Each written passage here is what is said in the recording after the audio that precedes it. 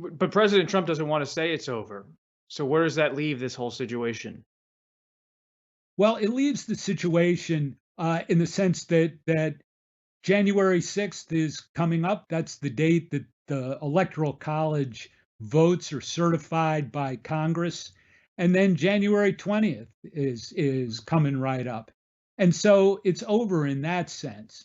I mean, I think one of the interesting there is a at this point only graceful way to resolve this if they wanted to. I mean, what Donald Trump's done is put Republicans, especially in Congress, but certainly those 18 attorney generals that signed on to the Texas brief, in a really kind of precarious, uncomfortable position in taking non meritorious arguments for the AGs and for not accepting the tenet of the peaceful transfer of power in the case of members of Congress.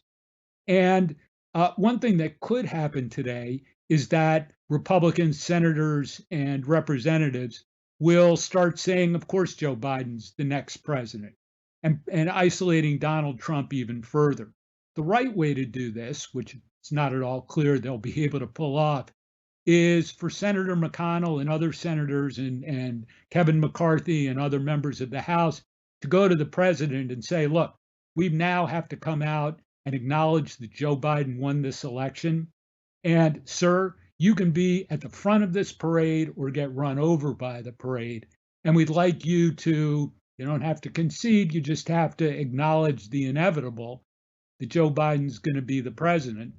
And let's move on. You've known these players for years. Leader McConnell, Minority Leader McCarthy. Will they go to the president? Well, I think they might. I will say that the really complicating factor in all this is the Georgia Senate runoffs for Mm. control of the Senate, which is obviously hugely important. And the electoral coalitions of Georgia voters right now is really tenuous. And it is a big gap Republicans have to fill between low propensity voters who came out just to vote for Donald Trump, who Republicans need to bring David Perdue and Kelly Loeffler over the finish line. So the Republicans will be very concerned by that.